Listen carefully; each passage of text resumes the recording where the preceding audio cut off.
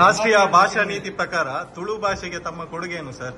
ರಾಷ್ಟ್ರೀಯ ಅಂದ್ರೆ ಇವಾಗ ತಾವು ತುಂಬಾ ಸಲ ಹೇಳಿದ್ರಿ ಸರ್, ಬಟ್ ಇವಾಗ ನೀವು ಅದು ಲೆಟರ್ ಅಲ್ಲಿ ಕೊಡುವಾಗ ಅದ್ರ ಜೊತೆ ಒಂದು ತುಳು ಸೇರಿಸಿದ್ರೆ ತಾವು ಕೂಡ ಈ ತುಳು ಮಣ್ಣಿಗೆ ಕೊಡುವಂತದ್ದು ದೊಡ್ಡ ಕೊಡುಗೆ. ನಾವಂದ್ರೆ ಕನ್ನಡವನ್ನು ಗೌರವಿಸ್ತೇವೆ, ಕನ್ನಡವನ್ನು ಪೂಜಿಸ್ತೇವೆ, ಆದ್ರೆ ಅಳಿಯುತ್ತಿರುವಂತ ತುಳು ಭಾಷೆಗೆ ತಮ್ಮ ಕೊಡುಗೆ ಏನು? ಇನ್ನು ಒಂದು 10 ವರ್ಷ ಹೋದ್ರೆ ಇನ್ನು ತುಳು ಇಲ್ಲಿ ಸಿಗುದಿಲ್ಲ ಅಂತ ಪರಿಸ್ಥಿತಿಗೆ ಎತ್ತಿದೆ. ಅದ್ರ ಜೊತೆ ಇದರ ಕೊಡುಗೆ ಏನು?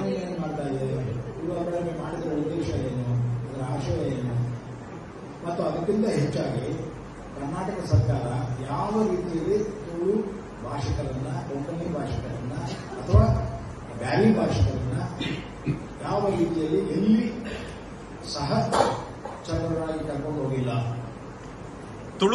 ತುಳು ಮಾತ್ರ ಇಲ್ಲಿದ್ದು ಪ್ರಧಾನ ಭಾಷೆ ಸರ್.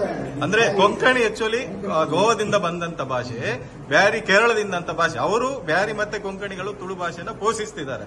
ಆದ್ರೆ ತುಳು ಮಣ್ಣಿನ ಪ್ರಧಾನ ದೈವಗಳು ಮಾತಾಡೋ ತುಳುವಲ್ಲಿ.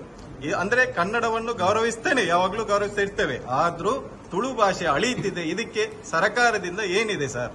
ಸರ್ಕಾರದಿಂದ ಏನಿಲ್ಲ ಅಂತ ನೀವು ಹೇಳಿದ್ರಿ. ಏನು ಸರ್, ಅಕಾಡೆಮಿ ಕೊಡುವುದು 4 ಕೋಟಿ ಬಜೆಟ್. ಇಲ್ಲಿದು ಈ ನಮ್ದು ದೈವಾರಾಧನೆಗೆ ಕಟ್ಟುವವರಿದ್ದಾರೆ, ಅವರಿಗೆ ಕೂಡ ಏನಿಲ್ಲ. ಅದಕ್ಕೆ ಸರ್ಕಾರದಿಂದ ಸವಲತ್ತಿಲ್ಲ. ಯಾವುದೇ ರೀತಿಯ ತುಳು ನಾಟಕ ಆಗ್ಲಿ, ತುಳು ಸಿನಿಮಾ ಆಗ್ಲಿ, ಯಾವುದಕ್ಕೂ ಸರ್ಕಾರದಿಂದ ಕೊಡುಗೆ ಏನಿದೆ ಸರ್? ನಾವೀಗ ತುಳು ಮಣ್ಣಿನಲ್ಲಿದ್ದೇವೆ. ಓಕೆ, ಈಗ ನಮ್ಮ ಈ ಬಸ್ಸಲ್ಲಿ ಈಗ ನೀವು ನಾಮಫಲಕ ಏನಿದೆ ಅದರ ಜೊತೆ ತುಳು ಭಾಷೆಗೆ, ತುಳು ಲಿಪಿಗೆ ಕೂಡ ತಾವು ಅದಕ್ಕೆ ಮಾನ್ಯತೆ ಕೊಡಬೇಕು ಅಂತ ನಮ್ಮ ಅರಿಕೆ. ಯಾಕಂದ್ರೆ ನಾವೀಗ ತುಳು ಮಣ್ಣಿನ ಸಂಸ್ಕೃತಿಯನ್ನು ಈಗ ಅಲಿಸ್ತಾ ಬರ್ತಾ ಇದೆ, ಯಾವುದು ಉಳಿತಾ ಇಲ್ಲ. ಎಲ್ಲೂ ಹೋದು ಭೂತಾರಾಧನೆ ಅಳಿತಾ ಉಂಟು, ಯಕ್ಷಗಾನ ಹೋಗ್ತಾ ಉಂಟು. ತುಳು ಭಾಷೆಯ ಬಗ್ಗೆ ಯಾವುದೇ ಒಂದು ತಮ್ಮಿಂದ ತಾವು ಕೂಡ ಒಂದು ತುಳು ಭಾಷೆ ಅಧಿಕೃತ ಭಾಷೆ ಇದರಲ್ಲಿ ಪಟ್ಟಿಯಲ್ಲಿದ್ರಿ, ಅವು ಕೂಡ ಆಯ್ತು ಅಂತ ಹೇಳಿದ್ರೆ, ಆದ್ರೆ ಅದರ ಬಗ್ಗೆ ಯಾವುದೂ ಒಂದು ತಮ್ಮಿಂದ ಆಗಿಲ್ಲ.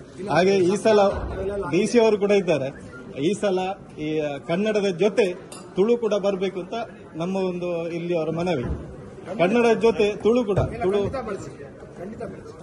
ಅಂದ್ರೆ ಅದಕ್ಕೆ ಜಿಲ್ಲಾಧಿಕಾರಿಗಳ ಅದು ನಾಮಫಲಕ ಕೂಡ ಸರ್, ನಾಮಫಲಕ. ಯಾಕಂದ್ರೆ ಹೂ ಹಾಕುವ ಕಲ್ಲು, ಅದು ಪೂಪಾಡಿ ಕಲ್ಲು ಅಂತ ಇತ್ತು ಮುಂಚೆ.